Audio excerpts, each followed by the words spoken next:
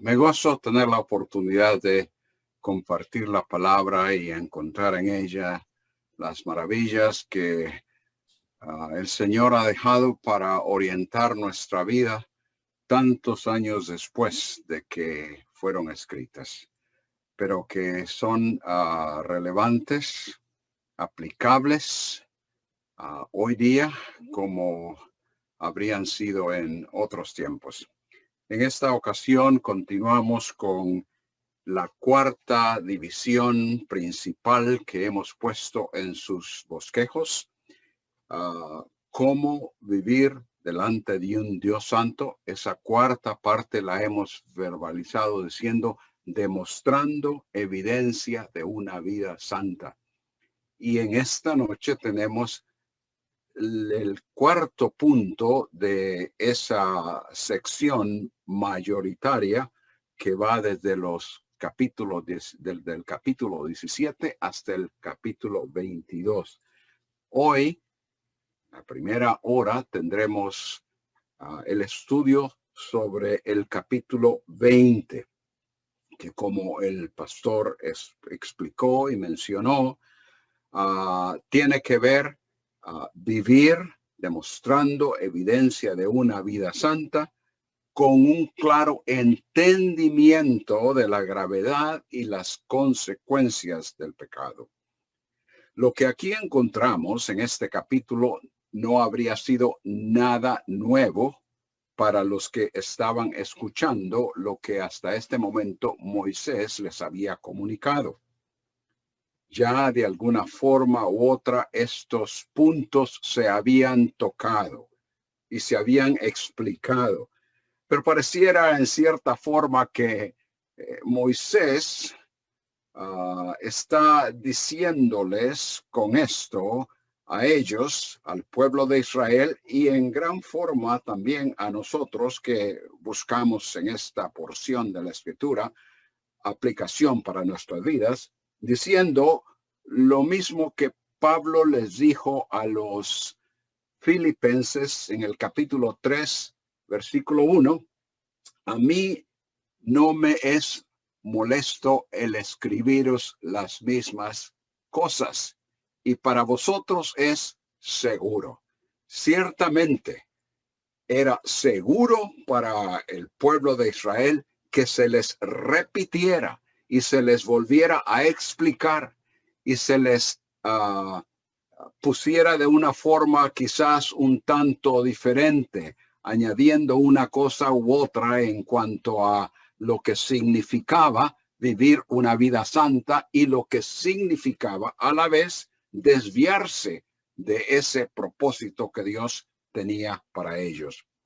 Entonces, veamos el capítulo 20, un claro entendimiento de la gravedad del pecado y de sus consecuencias. El resumen que tenemos aquí en sus bosquejos lo hemos verbalizado de esta forma: sacrificio humano a ídolos o hacer caso omiso de quienes lo hicieran y violaran lo que en los capítulos previos se les había explicado.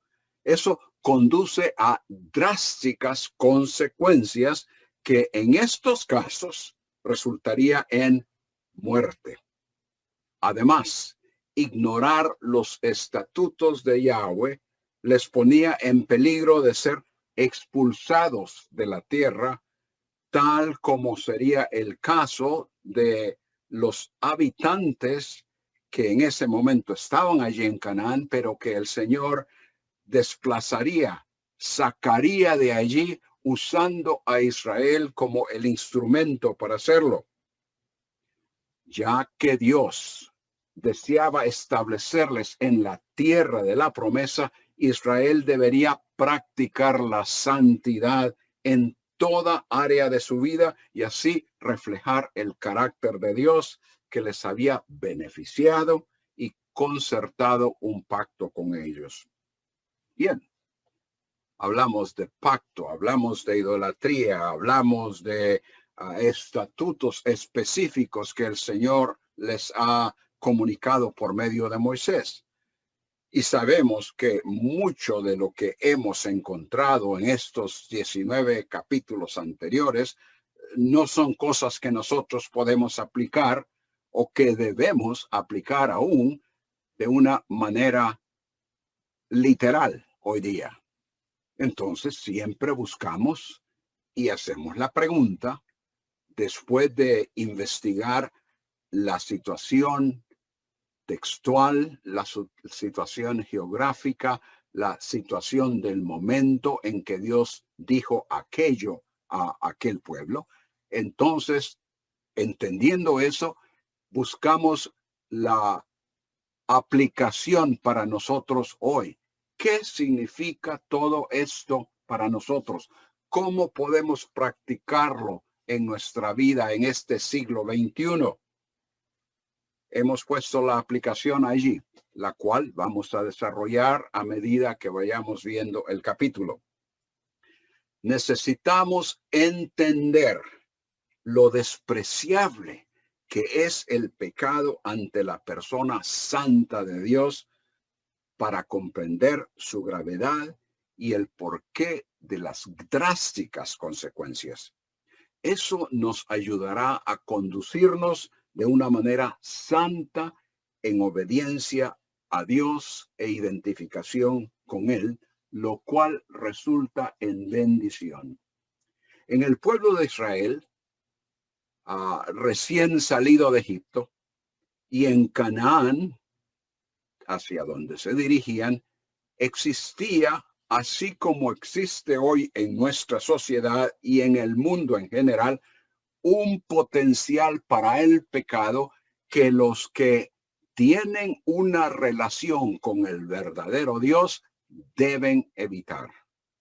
Y para que eso sea posible, es necesario tener un entendimiento de lo grave que es el pecado y de sus consecuencias. Tenemos varios puntos a desarrollar en este capítulo. En primer lugar, entendamos lo que el pecado verdaderamente es ante Dios.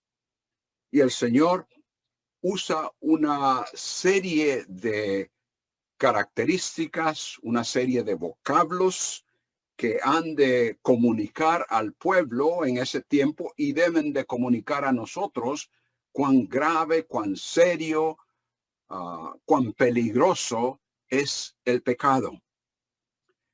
Tenemos ahí varios versículos 12, 13, 14, creo que los he puesto en sus bosquejos. En primer lugar, en el versículo 12, leemos, capítulo 20, versículo 12.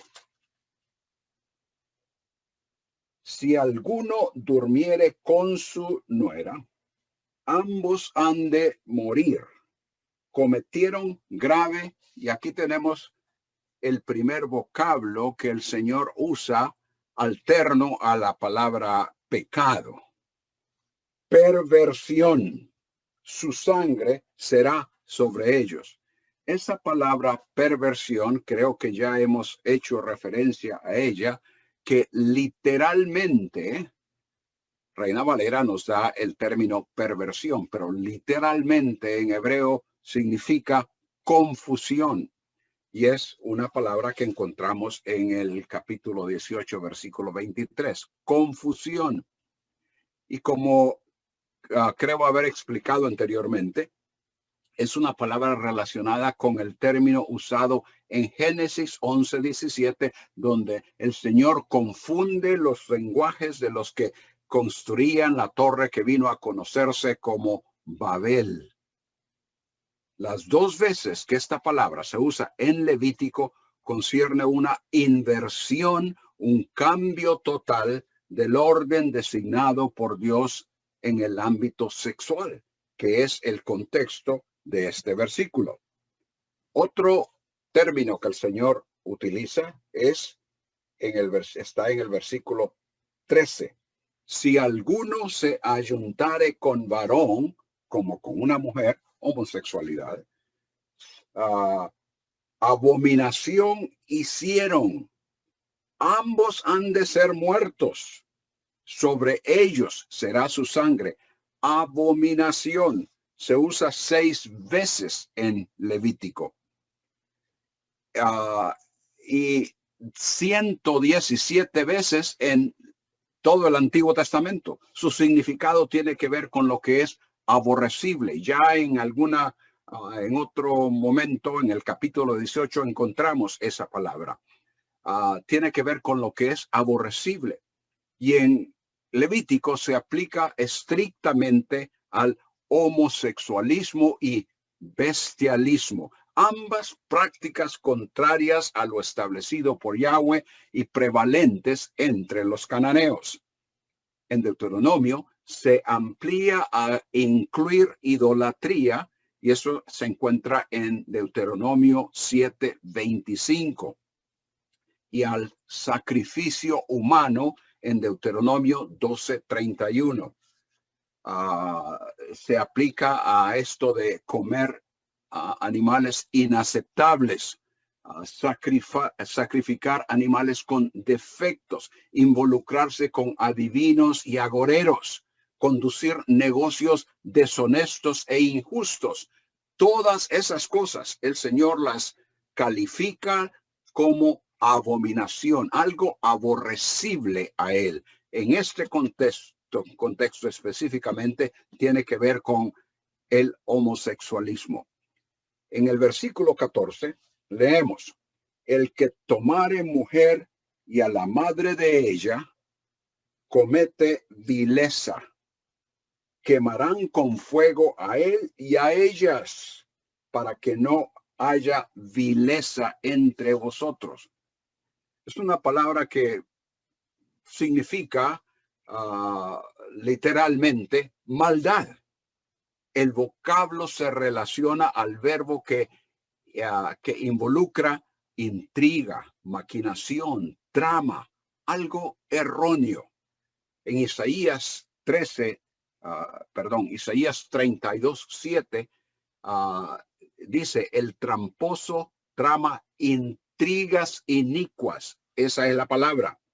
En Jueces 20:6, la violación y muerte de la concubina de un levita en Gabaa se le llama maldad, esta misma palabra. En el versículo 17, si alguno tomare a su hermana, hija de su padre o hija de su madre, y viere su desnudez, acordémonos, esto de ver la desnudez, descubrir la desnudez, tiene que ver con más que sencillamente el acto literal de ello. Implica relaciones sexuales. Y ella viere la suya, es cosa execrable, dice en español. Y es la traducción que usa Reina Valera. Esa palabra aparece solo 2 veces en este sentido. Aparece de otra forma, en un sentido totalmente diferente, pero en este sentido aparece únicamente 2 veces. Y esa palabra execrable significa aborrecible, que es como la Biblia de las Américas la traduce. Pero la nueva versión internacional posiblemente en este caso esté más cerca al significado al traducir un acto vergonzoso. Y esto encaja con la traducción del otro pasaje donde se usa en Proverbios 14:34, donde dice el pecado es afrenta, es un acto vergonzoso ante las naciones. Y la forma verbal de este término significa deshonrar, es una deshonra. En el versículo 19 tenemos otro término: la desnudez de la hermana de tu madre o de la hermana de tu padre no descubrirás, porque al descubrir la desnudez de su parienta, su iniquidad llevarán. La palabra iniquidad es uno de los términos más usados para referirse al pecado en el Antiguo Testamento. 231 veces la encontramos en el Antiguo Testamento. Y la idea se relaciona con torcer, pervertir o distorsionar, que son vocablos que en última instancia concuerdan con el sentido general de desviarse de lo que es apropiado y establecido por Dios. En Levítico se usa 18 veces, muchas de las cuales, como aquí, con el verbo llevar, llevarán su iniquidad, significando que sufrirán las consecuencias. Son varios los versículos donde se usa de esa forma.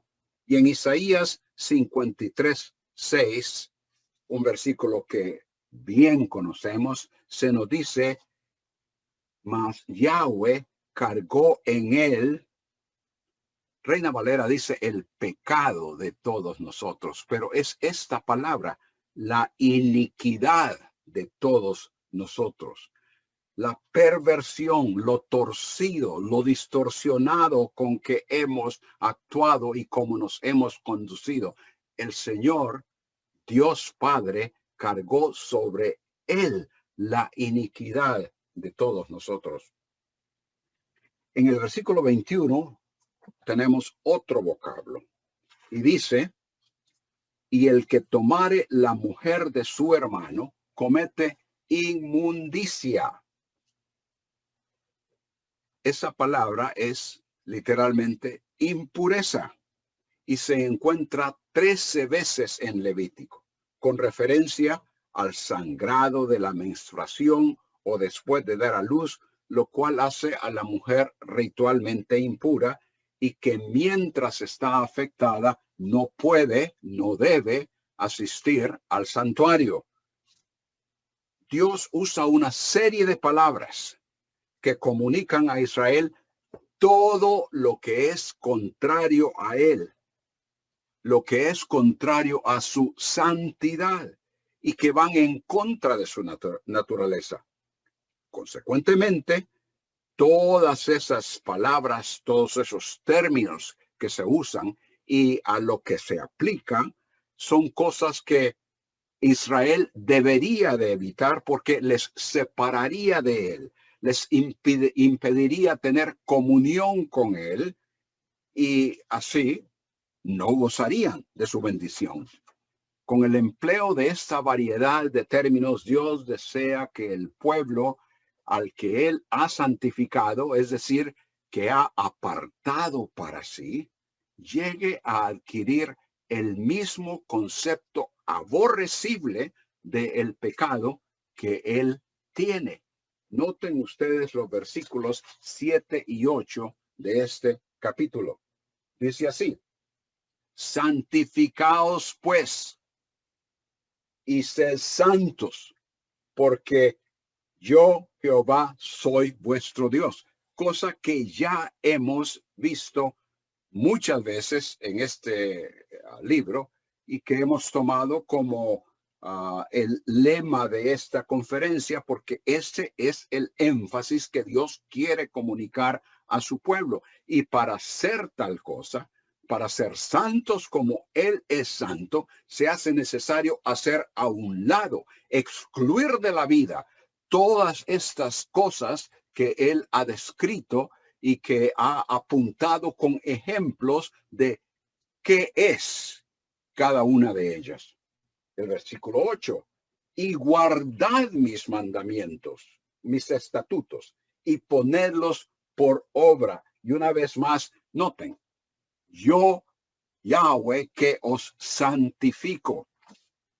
Él los ha apartado. Entonces, si Él ha hecho tal cosa, que vivan como Él ha intencionado que vivan. Y así, también para nosotros, ¿cuál es nuestro concepto del pecado? Muchas veces lo vemos de una manera muy ligera. Es una cosita. Al fin y al cabo, Dios lo perdona. Y por lo tanto, no le ponemos mucha atención a cómo lo incluimos en nuestra vida. Haber creído en Cristo, en su sacrificio, como lo único que puede otorgarnos perdón, y hacernos aceptos ante Dios Padre, debe habernos permitido tener una buena idea de la extrema perversidad del pecado y de lo odioso que es delante de Dios. Hemos entendido que es únicamente por la gracia divina extendida a través de Cristo que podemos acercarnos hoy a Él y tener la certeza de ser aceptos en su presencia por la eternidad. En vista de esa abundante gracia que Él ha demostrado y para advertir de lo incongruente que es el pecado en la vida del creyente, Pablo pregunta en Romanos 6, 1 y 2, ¿continuaremos en pecado para que la gracia abunde? Y la respuesta es de ninguna manera. Literalmente en el griego, que no suceda, que no sea así. Porque los que hemos muerto al pecado, ¿cómo viviremos aún en él? ¿Cómo será posible que habiendo muerto con Cristo posicionalmente al pecado, cuando le aceptamos como Salvador personal, cuando entendimos que es únicamente por lo que Él ha hecho en la cruz a nuestro favor que podemos acercarnos a Dios Padre? ¿Cómo podemos continuar viviendo en el pecado? Sin embargo, se hace necesaria la exhortación a hacer a un lado el pecado.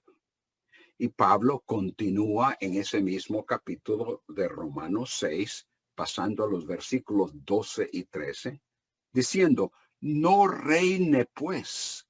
En otras palabras, no tenga control, no tenga autoridad, pues, el pecado en vuestro cuerpo mortal, de modo que lo obedezcáis en sus concupiscencias. Ni tampoco presentéis vuestros miembros al pecado como instrumentos de iniquidad. Palabra que se usa ya en el Antiguo Testamento, sino presentaos vosotros mismos a Dios como vivos de entre los muertos y vuestros miembros a Dios como instrumentos de justicia. Y una vez más, entonces, pregunta en el versículo 15, ¿qué pues? ¿Pecaremos porque no estamos bajo la ley?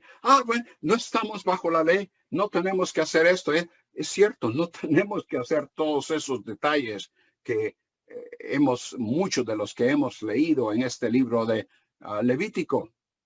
No tenemos que hacer la letra de la ley, pero el espíritu de la ley continúa. La enseñanza detrás de aquello que el Señor explicó por medio de Moisés y que mandó a la vez por medio de él, eso continúa.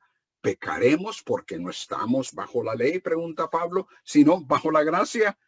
En ninguna manera. Que no suceda.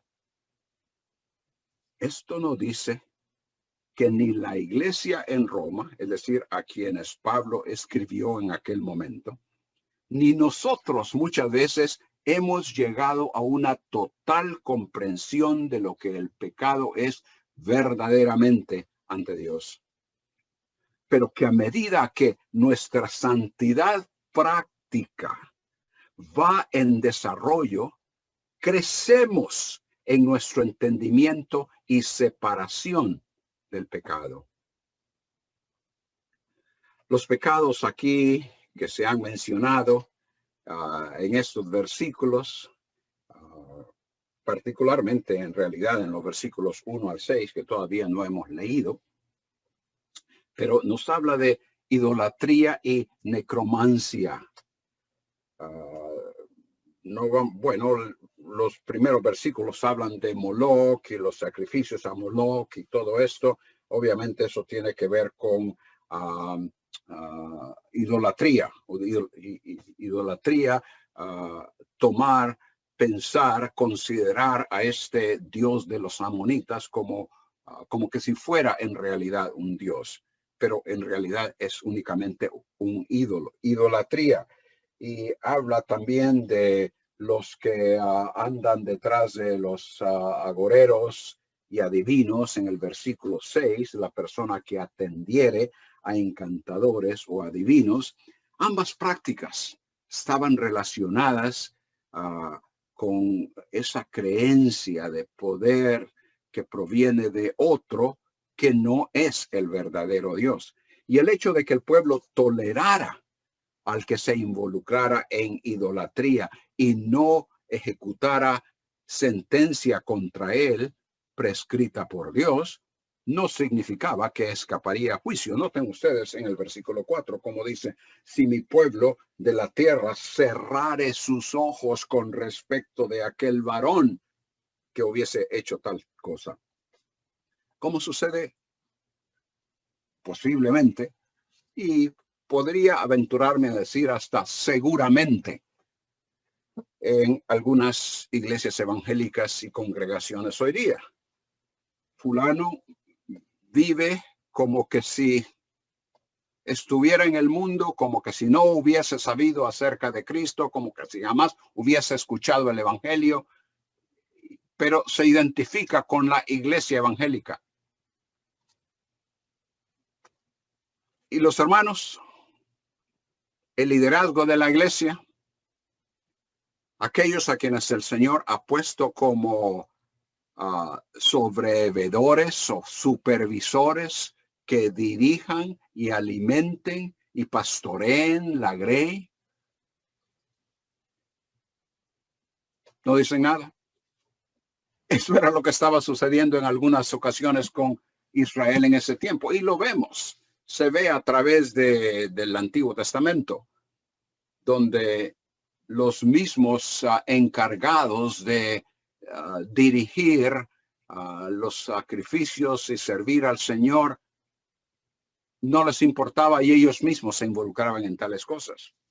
No habían llegado a entender la gravedad del pecado. Y aunque estaban viendo las consecuencias en tantas ocasiones, particularmente en el tiempo de la monarquía, aunque veían las consecuencias, continuaban en lo mismo. El corazón puede endurecerse a tal grado que ya lo que el Señor ha explicado acerca de su persona, su santidad y lo odioso que el pecado le es, ya no se percibe, ya no se entiende, ya no se considera y se ignora totalmente. Esto era lo que estaba sucediendo allí, evidentemente, y habría de suceder. Entonces, el hecho de que el pueblo tolerara que alguien se involucrara en algunas de esas cosas, y en este caso específicamente en el versículo 4 nos habla de idolatría, si se ignoraba por parte del liderazgo y no se ejecutaba sentencia en contra de él, eso no significaba que escaparía a juicio. Dios mismo actuaría en su contra. Versículos 5 y 6. Entonces yo pondré mi rostro contra aquel varón y contra su familia, le cortaré de entre su pueblo con todos los que fornicaron en pos de él. Versículo 6, y la persona que atendiera encantadores adivinos. La segunda parte del versículo, yo pondré mi rostro contra tal persona y la cortaré de entre su pueblo. La obvia lección de esto es que nadie puede escapar el juicio de Dios por el pecado. Como Moisés en otra ocasión declaró, sabed que vuestro pecado os alcanzará. La pregunta que surge es, si sabes que alguien de la comunidad del pueblo de Dios le ha desafiado a él pecando, ¿hemos de ignorar tal cosa? Pablo a los Gálatas, y ya hemos hecho referencia a este versículo en varias ocasiones, Pablo a los Gálatas le dice en el 6:1, si alguno fuere sorprendido en alguna falta, vosotros que sois espirituales, que entendéis lo odioso que es el pecado ante el Señor, que tenéis un concepto apropiado del peligro del pecado y de lo que eso significa ante el Señor, restauradle con un espíritu de mansedumbre, considerándote a ti mismo, no sea que tú también seas tentado. Otro pecado que se menciona aquí, y que como dije anteriormente, todas estas cosas no son nada nuevas, no aparecen por primera vez en este libro, ya se han mencionado en varias ocasiones, pero el pecado de irreverencia a los padres en el versículo 9. Todo hombre que maldijere a su padre o a su madre, de cierto morirá. A su padre o su madre maldijo, su sangre será sobre él. Los padres representan la autoridad divina sobre los hijos. Maldecirles va explícitamente en contra de la voluntad expresa de Dios, que es honrarles, que es lo que tenemos en Éxodo 20:12. Por lo que entonces maldecirles constituye blasfemia. Y blasfemia es una palabra o expresión injuriosa, ya sea en contra de Dios o en contra de cualquier otra persona. Ya en capítulo 19 hicimos referencia a lo que el Nuevo Testamento nos dice, pero vale la pena nuevamente puntualizar un par de pasajes.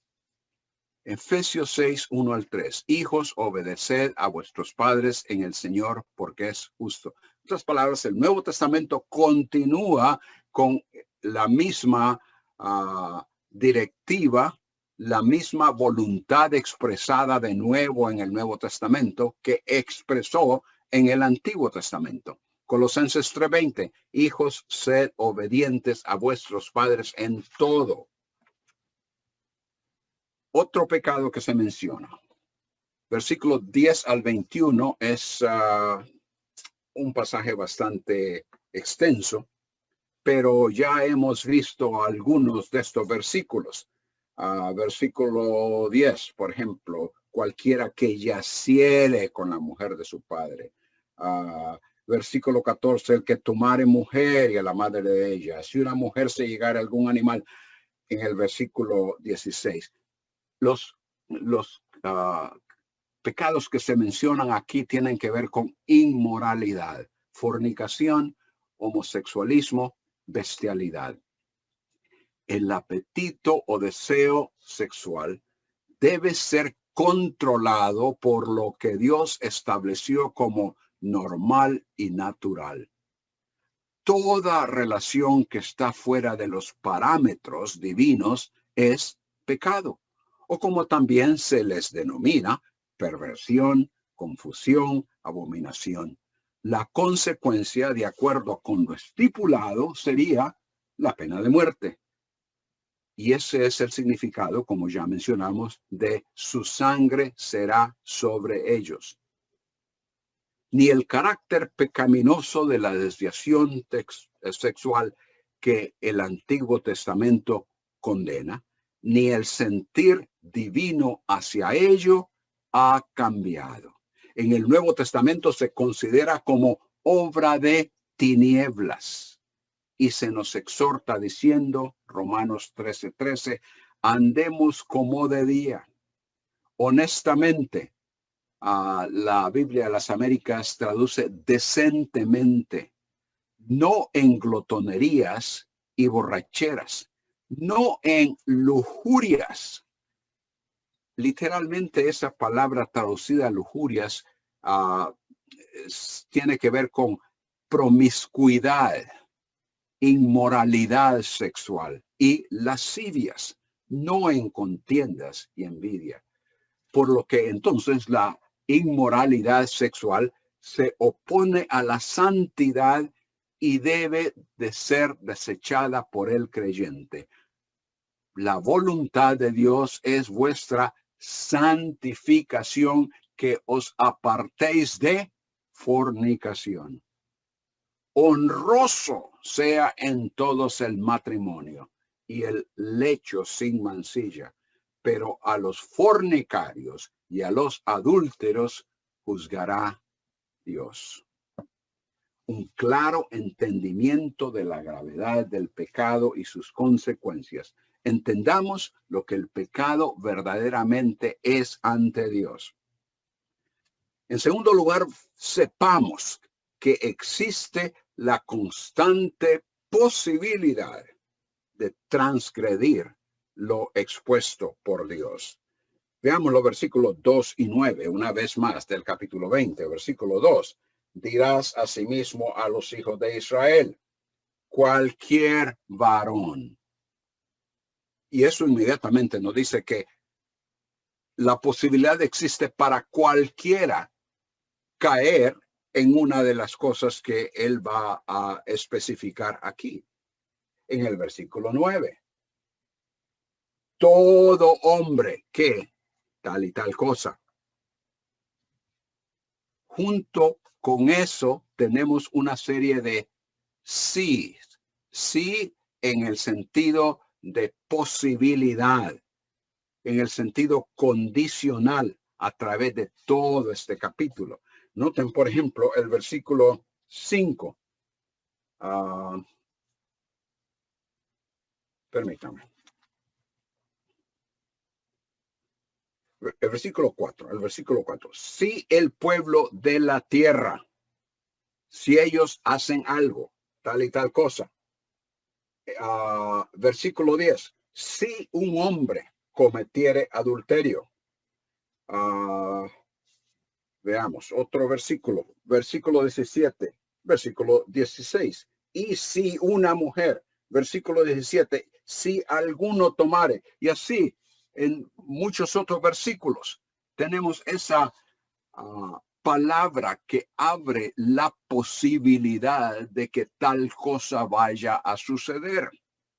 Y todo esto viene a ser una advertencia para que lo que aquí se contempla se evite para no estar sujeto a las drásticas consecuencias. Y además de entender esas consecuencias y que eso les fuese una fuerza disuasiva para apartarse del pecado. Reconocer cuán incompatible era aquello con la naturaleza del Dios santo que les había llamado para que ellos también fuesen santos. Del constante peligro del pecado también se nos advierte en el Nuevo Testamento. Y esa es la razón para ese pasaje tan bien conocido como lo es en Efesios capítulo 6, la armadura de Dios. Dice el versículo 10, fortaleceos en el Señor y en el poder de su fuerza. Revestíos con toda la armadura de Dios. ¿Para qué? Para que podáis resistir, estar firmes contra las insidias del diablo. Y comienza a hablar de que tenemos lucha contra principados, potestades. Es algo que es mucho más fuerte que nosotros. Entonces se hace necesario prepararse para esa batalla. Y la advertencia a los corintios de estar alerta en 1 Corintios 10:12, el que piensa estar firme, mire que no caiga. Y sabemos que los corintios habían caído en una serie de pecados. Y así también las advertencias de Pedro. Versículo 5-8 de 1 Pedro. Sed sobrios y velad porque vuestro adversario el diablo como león rugiente anda alrededor buscando a quien devorar. Guardaos, no sea que arrastrados por el error de los inicuos caigáis de vuestra firmeza. Entonces, sepamos que existe la constante posibilidad de transgredir lo expuesto por Dios. También recordemos que Dios interviene contra el pecador y le hace responsable por las consecuencias.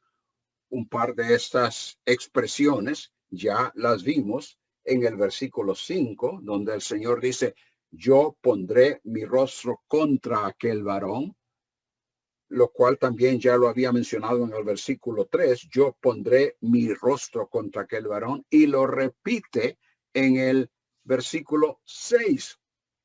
Hacia el final, pondré mi rostro contra tal persona. En otras palabras, es una confrontación que el Señor tendrá con aquel que ha desobedecido, que ha ignorado lo que Él ha estipulado como parte de ser santo como lo es Él. Y ahí tenemos también esa misma expresión, ya la hemos visto varias veces, sobre ellos será su sangre, que tiene que ver con el castigo, y en este contexto un castigo fuerte, un castigo de muerte. Versículos 11, 12, 13, 16, 27, allí vemos esa expresión.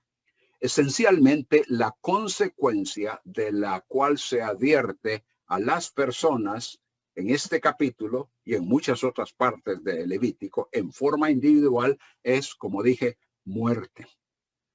Versículo 2, 9, 10, 11.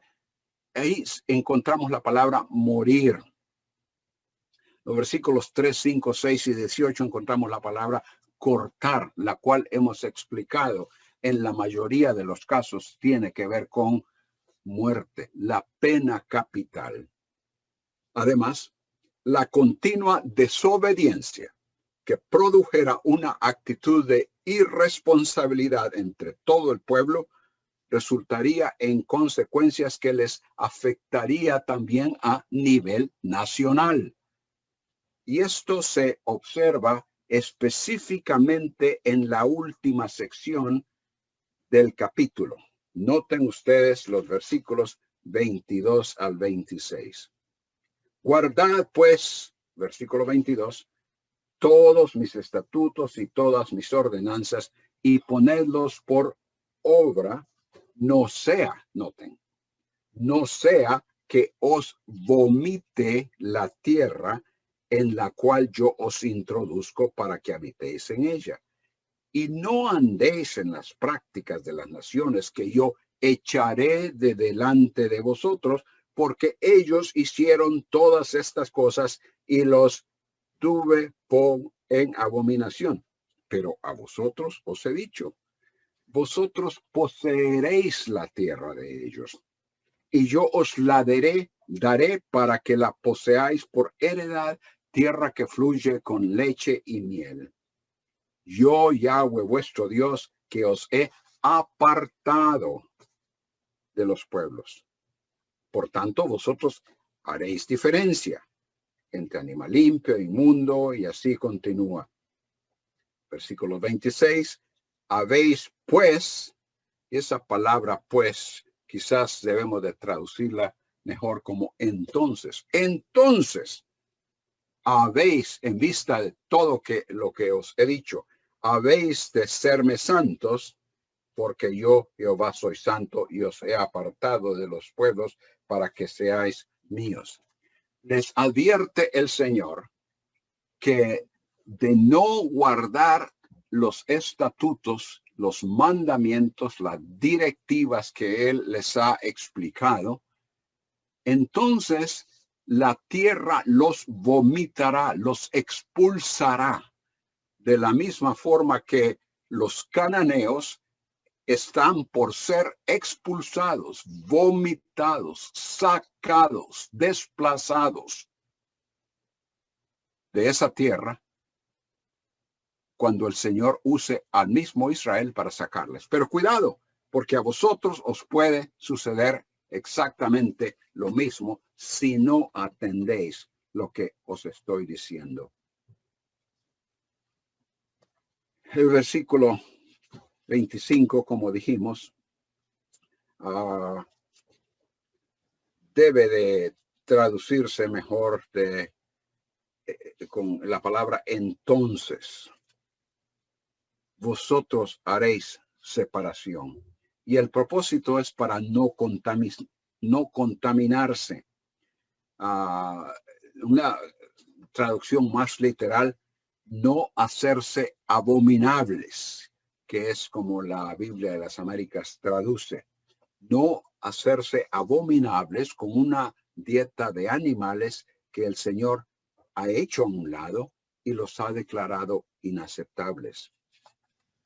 Entonces, hermanos, vemos que el Señor enfatiza en el versículo 27, una vez más, la responsabilidad individual y las consecuencias con las que comienza el capítulo, regresando al tema que en el transcurso del tiempo fuertemente afectó a Israel, y eso fue la idolatría y el ocultismo. Noten el versículo 27. Y el hombre o la mujer que evocare espíritus de muertos o se entregare a la adivinación, ha de morir, serán apedreados, su sangre será sobre ellos. Y el versículo 2, al principio del capítulo, comenzó con la cuestión de idolatría, de manera que idolatría por una parte y la necromancia por otra fueron cosas que afectaron a Israel, y el Señor sabía que ese era el gran peligro, porque habían salido de un trasfondo como ese e iban ahora a morar en un lugar donde eso también era prevalente. Y hermanos, nosotros estamos en una situación, quizás no hablando en términos de los pecados de idolatría y necromancia como lo más prevalente, pero hay toda clase de situaciones, de pecados que están en contra de la voluntad de Dios. Para el mundo en general, obviamente, y particularmente para aquellos de nosotros que le conocemos como Salvador.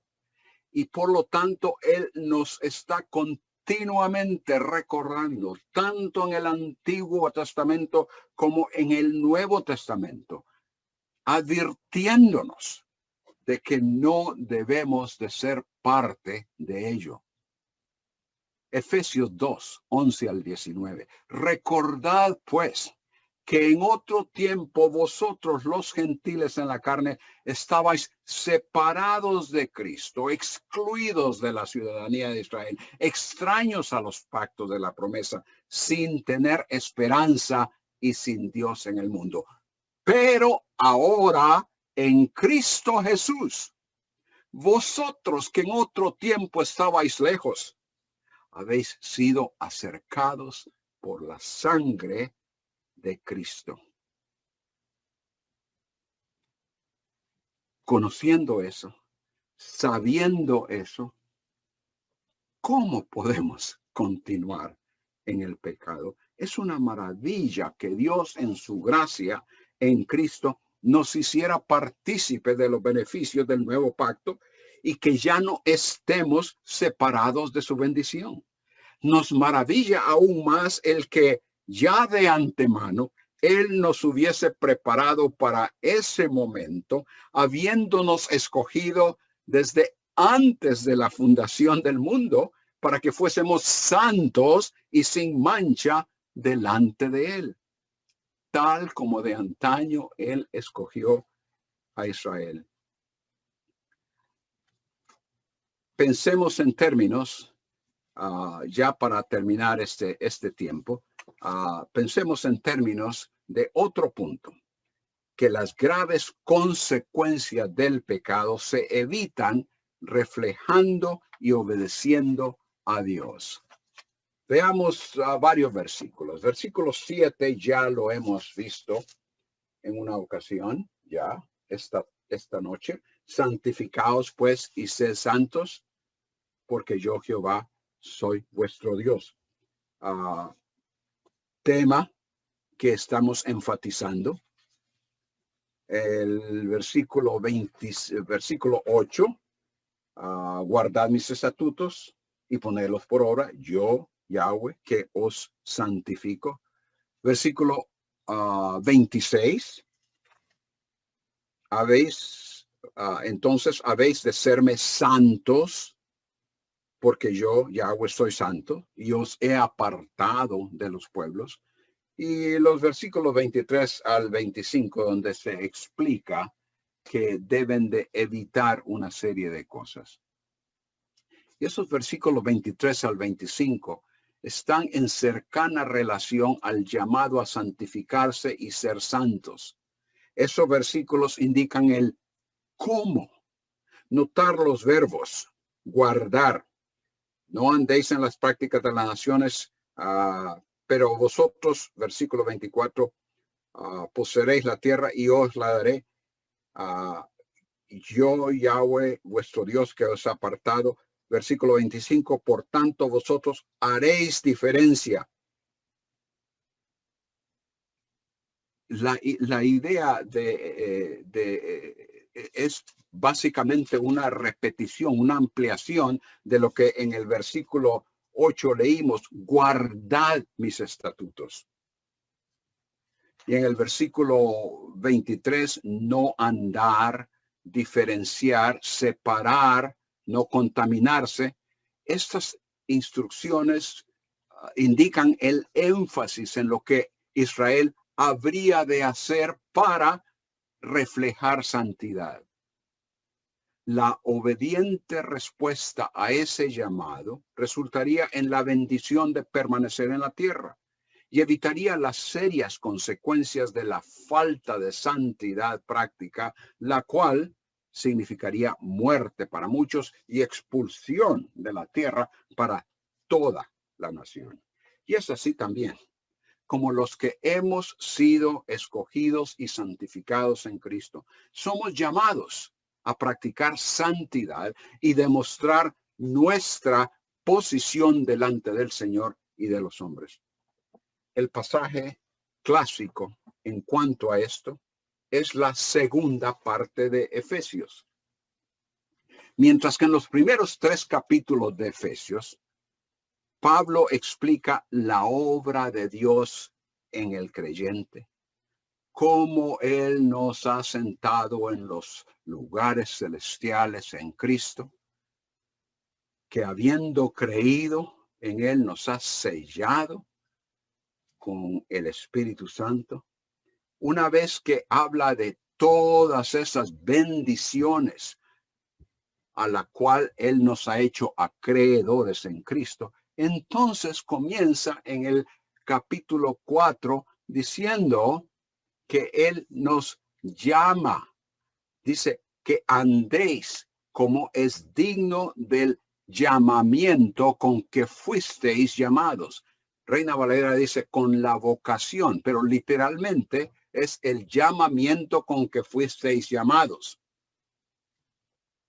La posición de bendición en la que hemos sido colocados demanda santidad práctica, lo cual resultará en victoria sobre el pecado. Y mientras que para Israel la bendición era la próspera permanencia en la tierra de la promesa, para nosotros las bendiciones son mayormente espirituales que a la vez resultarán en una completa realización de ellas en el futuro. Versículo 2 de Timoteo 4:8. Dice Pablo que en el futuro me está reservada la corona de justicia que el Señor, el juez justo, me dará, me entregará en aquel día. Y no solo a mí, sino también a todos los que aman su venida. Pero ¿cómo podemos amar, esperar, anhelar la venida del Señor mientras nos estamos conduciendo en pecado? Debemos reflejar la santidad que nos ha sido impartida en Cristo. Necesitamos entender lo despreciable que es el pecado ante la persona santa de Dios. Entendiéndolo y contemplando las graves consecuencias, la horrible ofensa que el pecado es contra Dios, nos ayudará a apreciar y a considerar lo valioso y maravilloso de la gracia y misericordia que Él nos ha extendido en Cristo. Y a la vez despertará en nosotros el deseo de vivir responsablemente delante de Él, sometiéndonos a su espíritu y a su palabra para conducirnos de una manera que refleje su santidad. Oremos. Padre nuestro, gracias una vez más. Gracias porque tú eres muy claro en tu palabra en cuanto a lo que tú quisiste que aquel pueblo que habías escogido hiciera y cómo se condujera para reflejar la santidad a la cual les habías llamado. Y así también, Señor, tú eres muy claro en lo que requieres de nosotros, a quienes tú has llamado a salvación, a santificación, a bendición en la persona de tu Hijo. Gracias que nos escogiste. Reconocemos que no merecemos tal misericordia. Pero, Señor, en tu soberanía, tú nos llamaste. Y hemos respondido. Y ahora, Señor, deseamos agradarte. Deseamos glorificarte en todo lo que hacemos, en todo lo que pensamos, en toda actitud. Que tu nombre sea magnificado. Lo rogamos en el nombre de Cristo. Amén.